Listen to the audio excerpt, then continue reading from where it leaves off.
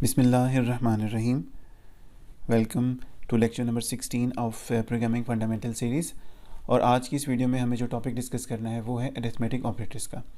चलिए आइए शुरू करते हैं।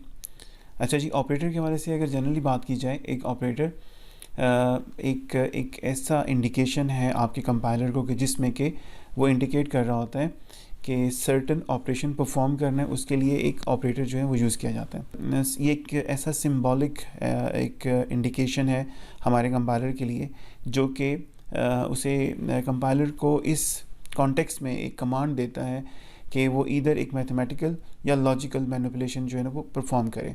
अब मैथमेटिकल जो मैनिपुलेशन है वो बिल्कुल इसका हमें अंदाज़ा है, जिस तरह कि हम वो लोग जो कि मैथमेटिक्स के बैकग्राउंड से बिलोंग करते हैं, जिन्होंने जनरल मैथमेटिक्स भी लेट्स से अगर, या वो लोग जिनको जनरल मैथमेटिक्स का भी आइडिया है कि मैथमेटिक्स में हमारे पास मैथमेटिकल ऑपरेटर्स की, जिस तरह में हमारे पास एडिशन है, सब्ट्रैक्शन है, मल्टीप्लिकेशन या डिवीजन है, इसी तरह का एक रेप्लिका हमारे पास कंप्यूटर में एग्जिस्ट करता है जिसको कि हम अरिथमेटिक ऑपरेटर्स कहते हैं, और वही हमारा आज का एजेंडा भी है। जनरली हमारे पास ऑपरेटर एक ऐसी एक्टिविटी का नाम है जो कि हम सर्टन ऑपरेंड्स के ऊपर सर्टन कॉन्टेक्स्ट में जो है अप्लाई करवाते हैं। फॉर एग्जांपल मैथमेटिक्स में अगर हम दो नंबर्स को प्लस करना चाहें तो हम प्लस का जो या एडिशन का जो ऑपरेशन जो है ना वो इसमें यूज़ करते हैं, उसके लिए प्लस का ऑपरेटर जो है वो यूज़ करते हैं। इसी की रेप्लिकेशन हमारे पास कंप्यूटर साइंस में अरिथमेटिक ऑपरेटर की शक्ल में जो है ना वो सामने आती है, कि जिसमें कि हम दो नंबर्स को, यानी कि दो कांस्टेंट वैल्यूज़ को या दो वेरिएबल्स को जो कि नंबर वैल्यूज़ को कंटेन करते हैं उनको प्लस कर सकते हैं, उनका एडिशन जो है फाइंड आउट कर सकते हैं। ऑपरेटर के हवाले से मज़ीद ये कि जी ये हमारे पास एक्सप्रेशन में यूज़ होती हैं, और एक्सप्रेशंस जो कि हमारे पास कंप्यूटर में जिस कॉन्टेक्स्ट में पहचानी जाती हैं वो स्टेटमेंट्स, यानी कि प्रोग्रामिंग लैंग्वेज की स्टेटमेंट्स कहलाती हैं। और इसमें नेक्स्ट चीज़ ये है कि ऑपरेटर्स ऑपरेंड्स पर अप्लाई होते हैं, यानी कि जिन नंबर्स पर या जिन वेरिएबल्स पे ये अप्लाई हो रहे होते हैं, या जिनके साथ ये मैनिपुलेशन या इंडिकेशन जो है वो दे रहे होते हैं कंपाइलर के लिए, तो वो ऑपरेंड्स कहलाते हैं। अगर आप एडिशन कर रहे हैं जो दो नंबर्स हैं वो ऑपरेंड्स कहलाएंगे। अगर आप मल्टीप्लिकेशन कर रहे हैं दो वेरिएबल्स का, जो दो वेरिएबल्स होंगे वो आपके पास ऑपरेंड्स कहलाएंगे। अच्छा जी, C++ में हमारे पास अरिथमेटिक ऑपरेटर्स कौन कौन से हैं? अरिथमेटिक ऑपरेटर्स अगर ना सिर्फ ये C++ में बल्कि most of the programming languages में इसी कॉन्टेक्स्ट में जो ये चीज़ें इस्तेमाल होती हैं। जिस तरह के बेसिक कैलकुलेशंस में या बेसिक अरिथमेटिक में हमारे पास अरिथमेटिक ऑपरेटर्स जो हैं वो यूज़ होते हैं। इसमें जो मैथमेटिक्स से हमारे पास आए हुए हैं वो एडिशन है, सब्ट्रैक्शन है, मल्टीप्लिकेशन है, डिवीजन है या मॉडुलस है। अच्छा, ये दो नंबर्स का हो सकता है, वेरिएबल्स का हो सकता है। मॉडुलस जो है ये आपके पास इंटीजर डिवीजन में जो रिमाइंडर का फंक्शन जो जिसके ज़रिए से हम फाइंड करते हैं, ये C++ में या most of the programming languages में मॉडुलस का ऑपरेटर जो कहलाता है, और परसेंटेज का सिंबल इस पर्पज़ के लिए यूज़ होता है।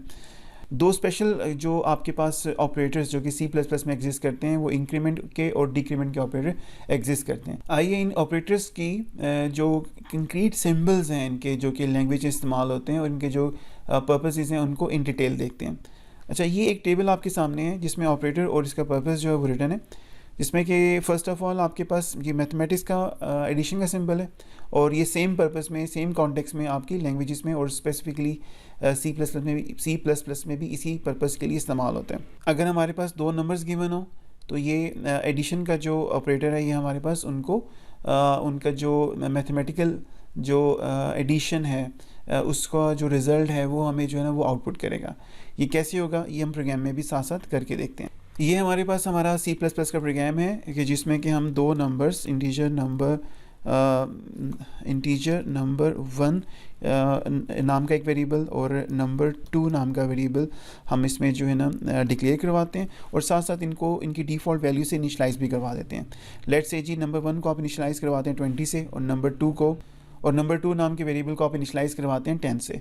तो जो हम लोग यूज़ करेंगे, तो इसी तरीके से हमने नंबर 1 और नंबर 2 नाम के दो वेरिएबल डिक्लेयर करवाए, उनको इनिशली हमने 10 और 20 वैल्यूज़ से इनिशलाइज़ भी करवा दिया।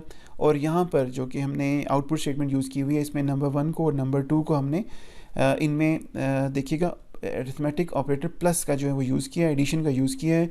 और इसमें ये जो नंबर 1 और नंबर 2 ये दो वेरिएबल्स जो हम यूज़ कर रहे हैं ये हमारे पास इनके ऑपरेंड्स हैं, और जो हमारे पास इसकी आउटपुट आएगी एग्जैक्टली वही आउटपुट आएगी जिस तरह की एक्सपेक्टेड है। आउटपुट में हमें 30 जो है इसकी आउटपुट मिली है number 1 plus number 2 is equal to 30। Number 1 के अंदर हमारे पास 10 है और नंबर 2 में हमारे पास नंबर 1 में हमारे पास 20 है और नंबर 2 में हमारे पास 10 है। इसको हम यहाँ पर भी इंडिकेट करवा सकते हैं। फॉर एग्जांपल हम यहाँ से कह सकते हैं कि जी 20 प्लस 10 और इसमें जो वैल्यूज़ हमारे पास आएंगी वो कुछ इस तरह की आएंगी। जो हमारे पास आउटपुट बनेगी वो 20 प्लस 10 इज़ इक्वल टू, जो आउटपुट हमारे पास बनेगी 30 की, वो हमारे पास आउटपुट जो है हमारे पास अरिथमेटिक ऑपरेटर जो कि एडिशन का है उसमें हमें मिल रही है।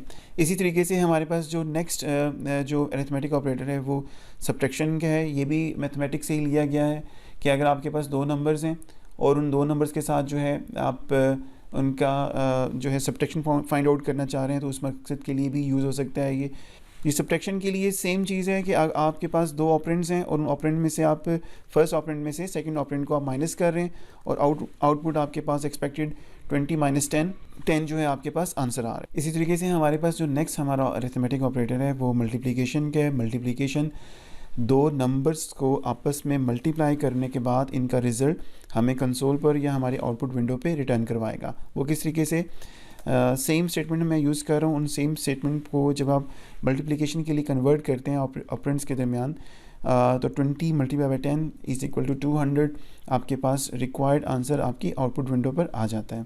हमारे पास जो नेक्स्ट हमारा अरिथमेटिक ऑपरेटर है दैट इज़ डिवीजन, और इस डिवीजन का भी पर्पस वही है जो कि मैथमेटिक्स में डिफ़ाइन हुआ है। सेम स्टेटमेंट इसमें मैं यहीं पर यूज़ कर रहा हूँ। जस्ट आपका जो ऑपरेटर यहाँ पर यूज़ हो रहा है दो वेरिएबल्स के दरमियान में, या अगर स्पेसिफिकली बात की जाए ऑपरेटर के कॉन्टेक्स्ट में दो ऑपरेंड्स के दरमियान में, यानी कि नंबर 1 को हम डिवाइड कर रहे हैं नंबर 2 से और आंसर आपके पास जो डिवीजन का आएगा वही आपके पास 20 divided by 10 is equal to 2 आपको आउटपुट विंडो पे मिल रहा है। जो नेक्स्ट ऑपरेटर हमारे पास है that is modulus remainder of division, कि हमारे पास अगर दो नंबर डिवाइड हो रहे हैं और उसमें जो रिमाइंडर हमारे पास बच रहा है उसको अगर अपने फाइंड आउट करना है तो उसके लिए C++ में हमारे पास परसेंटेज का सिंबल जो है वो यूज़ होता है। ये कैसे यूज़ होता है ये भी देख लेते हैं। सेम स्टेटमेंट में यूज़ कर रहा हूँ जी। यहाँ पर इसमें परसेंटेज का सिंबल जो कि लैंग्वेज में रिमाइंडर फाइंड आउट करने के लिए यूज़ होता है, और ये जो let's say number 1 divided by नहीं कहना चाहिए बल्कि मॉडुलस फाइंड आउट करने के लिए परसेंटेजेस को हम लिखेंगे तो हमारे पास इसका जो आंसर आएगा, चूँकि रिमाइंडर इस केस में 0 है तो हमारे पास 0 आंसर आ रहा है। अगर हम इसका नंबर चेंज करके देख लेते हैं, नंबर 1 की जगह हम डायरेक्टली एक नंबर 1 वेरिएबल की जगह हम डायरेक्टली जो है एक नंबर यहाँ पर फिक्स वैल्यू में जो है वो दे देते हैं, कांस्टेंट दे देते हैं, इंटीजर कांस्टेंट, और यहाँ पर जो इसका हमारे पास आउटपुट आएगी वो 47 डिवाइडेड बाई 10 है। तो 47 डिवाइडेड बाई 10, तो आपके पास जो आउटपुट बनती है वो आपके पास जो है इसका जो आंसर बन रहा है वो 7 आ रहा है, यानी कि रिमाइंडर आपके पास इसके पास 7 बिल्कुल यही एक्सपेक्टेड था जी रिज़ल्ट। अच्छा, यहाँ पर एक चीज़ और जो कि मैं बताता चलूँ कि जो फर्स्ट 4 ऑपरेटर्स अरिथमेटिक ऑपरेटर्स जो यूज़ किए गए हैं ये बिल्कुल दो नंबर्स को मल्टीप्लाई, उनको डिवाइड या डिवीजन उनकी, या उनको सब्ट्रैक्शन या एडिशन के लिए इस्तेमाल होते हैं। अच्छा जी, ये जो मॉडुलस का जो हमने यूज़ किया है यहाँ पर ये बड़ा इंटरेस्टिंग है इन अ सेंस कि प्रोग्रामिंग में बारहा हमें इन ऐसी सूरत हाल का सामना करना पड़ता है बेस्ड ऑन सम जो हमारे पास मॉडुलस फाइंड आउट होते हैं। अगर वो लेट्स से अगर हमारे पास इवन जो है रिमाइंडर आ रहा है तो उसके अगेंस्ट हम एक certain set of activities perform करना चाहते हैं, और अगर हमारे पास जो रिमाइंडर आ रहा है वो एक ऑड नंबर है उसके अगेंस्ट हम दूसरी जो एक्टिविटीज़ या दूसरी सेट ऑफ इंस्ट्रक्शंस जो है ना वो परफॉर्म करवाना चाहते हैं। ये अक्सर जो है ना वो यूज़ होता है, तो ये बड़े काम की एक चीज़ है जी, इसको ज़रूर इसमें इस्तेमाल कीजिएगा, डेफिनेटली काम आएगी आपको। अच्छा, इससे आगे जो हमारे पास दो इंक्रीमेंट का और डिक्रीमेंट का ऑपरेटर है, इनको समझने से पहले एक छोटा सा सिनारियो जो है बिल्ड करते हैं कि जिसके ज़रिए से हम इन ऑपरेटर्स का इस्तेमाल जो है वो करेंगे। इंक्रीमेंट का और डिक्रीमेंट दो ऐसे हमारे पास ऑपरेटर्स हैं जो कि सर्टेन वैल्यूज़ को सर्टेन वेरिएबल्स के अंदर जो इंटीजर वेरिएबल्स हमारे पास होते हैं उनमें वैल्यूज़ में इंक्रीमेंट या डिक्रीमेंट करते हैं। अच्छा, इनको अगर यूज़ करने से पहले अगर मैं यहाँ पर ये कहूँ कि अगर लेट से नंबर 1 के अंदर अगर मेरे पास वैल्यू मेरे पास है, लेट से जी इसको हम कंसोल पर डिस्प्ले करवाते हैं नंबर 1 की वैल्यू। नंबर 1 की वैल्यू हमारे पास इस वक्त जो आएगी वो आएगी जी लेट्स से जी हमारे पास आती है 20 इसकी जो है ना वैल्यू आ रही है। इसको ये थोड़ा सा मीनिंगफुल बना लेते हैं इसको यहाँ पर। अच्छा जी चलें, अच्छा जी आगे चलते हैं। हमारे पास जो नंबर 1 नाम का वेरिएबल हमने डिफ़ाइन करवाया 20 से, और यहाँ पर हम इसको कंसोल पर या आउटपुट विंडो पर हम इसकी जो आउटपुट देख रहे हैं, इसकी जो वैल्यू देख रहे हैं वो भी हमें 20 ही नज़र आ रही है।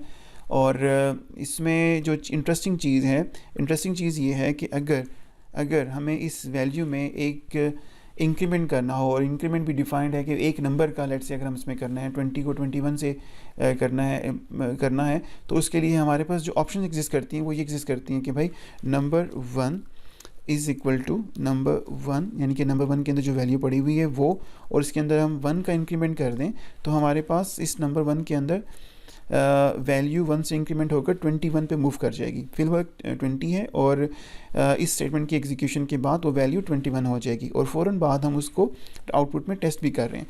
तो जो हमारे पास इसके अगेंस्ट आउटपुट बन रही है वो 21 बन रही है। अच्छा, ये काम ऐसे भी किया जा सकता है, ये काम एक और तरीके से भी किया जा सकता है कि अगर आपने लेट से C++ में या C++ में इसका जो एक अल्टरनेट एग्जिस्ट करता है वो हमारे पास एक अरिथमेटिक ऑपरेटर जिसको कि इंक्रीमेंट ऑपरेटर कहा जाता है उसकी शक्ल में मौजूद है। अब ये दो जो है एडिशन के सिंबल या प्लस प्लस के सिंबल अगर आप एक ऑपरेटर एक ऑपरेंड के साथ लगा देंगे, एक वेरिएबल के साथ लगा देंगे, तो जो भी वैल्यू उसके अंदर इंटीजर वैल्यू पड़ी हुई है उसमें 1 का इंक्रीमेंट ऑटोमेटिकली हो जाएगा। तो ये एक अल्टरनेट है हमारे काम के लिए जो कि हमने जस्ट जो है प्रफॉर्म किया है। लेट्स से जी कि हमने यहाँ पर ये नंबर 1 को लेट्स से जी हमने यहाँ पर नंबर 1 की वैल्यू में एक इंक्रीमेंट किया था, वो हम इंक्रीमेंट ऑपरेटर के ज़रिए से भी कर सकते हैं। तो कैसे कर सकते हैं? अगर आप नंबर 1 वेरिएबल का नाम रखें और उसके बाद इंक्रीमेंट ऑपरेटर लगा दें, और इंक्रीमेंट ऑपरेटर से मुराद जस्ट दो एडिशन के या प्लस प्लस के सिंबल हैं और स्टेटमेंट टर्मिनेट करें, इट मीन्स आपकी ये फुल फ्लैज स्टेटमेंट है। जब ये काम आप कर लेंगे और आउटपुट आप देखते हैं तो आपके पास जो रिज़ल्ट है वो 21 जो डिज़ायर्ड था जो एक्सपेक्टेड था वही आएगा। तो बजाय इसके कि number 1 is equal to number 1 plus 1 करें, आप डायरेक्टली नंबर 1 और उसके साथ इंक्रीमेंट ऑपरेटर लगा दें। अब इंक्रीमेंट ऑपरेटर के दो जो है ना वेरिएशंस एग्जिस्ट करते हैं। ये इंक्रीमेंट ऑपरेटर आप डायरेक्टली स्टेटमेंट में यहाँ पर भी लगा सकते थे, बजाय से कि आप यहाँ पे लिखते एक स्टेटमेंट अलग लिखी हुई है आपने क्या किया कि आपने नंबर 1 के साथ जहाँ पर आप इसको डिस्प्ले करवा रहे हैं वहीं पर इसमें इंक्रीमेंट करवा दिया। अच्छा, अब असूली तौर पर जो चीज़ हम अभी स्टडी करके आए हैं कि अगर वेरिएबल के साथ आप इंक्रीमेंट का ऑपरेटर लगा दें तो डायरेक्टली वहीं पर भी इंक्रीमेंट हो जाना चाहिए। तो आप इसके आउटपुट देखते हैं तो हमारे पास इसकी वैल्यू जो है वो 20 आ रही है, ये हमारी एक्सपेक्टेड वैल्यू नहीं है। अच्छा, यहाँ पर ये चीज़ प्लीज़ याद रखिएगा कि जब भी इंक्रीमेंट ऑपरेटर जब भी वेरिएबल के बाद लिखे जाएंगे, जब भी वेरिएबल के बाद इंक्रीमेंट ऑपरेटर यूज़ किया जाएगा तो इसमें होगा क्या कि ये जो स्टेटमेंट है या ये जो C++ की स्टेटमेंट है ये पहले एग्जीक्यूट होगी, और ये इंक्रीमेंट का जो ऑपरेशन है ये बाद में जो है ना वो यूज़ होगा। और जब आप वेरिएबल के बाद इंक्रीमेंट का ऑपरेटर लिखते हैं तो इसको पोस्ट फिक्स नोटेशन कहते हैं, और जब आप इंक्रीमेंट के ऑपरेटर को किसी वेरिएबल के बाद लिखते हैं तो इसको पोस्ट फिक्स नोटेशन कहते हैं। और ये पोस्ट फिक्स नोटेशन जो कि इंक्रीमेंट ऑपरेटर की है ये इस तरह से एग्जीक्यूट होती है कि पहले वो स्टेटमेंट एग्जीक्यूट होगी कि जिसमें ये इंक्रीमेंट ऑपरेटर यूज़ किया गया है, और उसके बाद इंक्रीमेंट का जो ऑपरेशन है परफॉर्म होगा। अगर आप चाहते हैं कि इसी लाइन में मैं इंक्रीमेंट का ऑपरेटर भी यूज़ करूँ और वो रिज़ल्ट आपको कंसोल पर या आउटपुट विंडो में भी मिले, तो आप इसी इंक्रीमेंट ऑपरेटर का तो फिर आप इस इंक्रीमेंट ऑपरेटर का प्री फिक्स वर्जन जो है यूज़ कर सकते हैं। अब प्री फिक्स वर्जन में आपने ये इंक्रीमेंट का ऑपरेटर उस वेरिएबल से पहले लिखना है जस्ट। अब क्या होगा, ये स्टेटमेंट एग्जीक्यूट होने से पहले इस नंबर 1 के अंदर एक वैल्यू का इंक्रीमेंट होगा, एक नंबर 1 का इंक्रीमेंट होगा, जो उसमें वैल्यू है उसमें एक वैल्यू इंक्रीज़ होगी, और उसके बाद ये स्टेटमेंट एग्जीक्यूट होगी। तो आउटपुट में आपको 21 जो है वो मिल जाएगा, जो कि पहले नहीं मिल पा रहा था।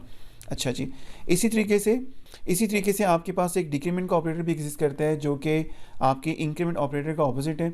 जहाँ पर इंक्रीमेंट ऑपरेटर एक वेरिएबल के अंदर वैल्यू इंक्रीज़ कर रहा है, वहीं पर डिक्रीमेंट ऑपरेटर उस वेरिएबल की वैल्यू को 1 से डिक्रीज़ करता है। ये भी देखते हैं कैसे होता है।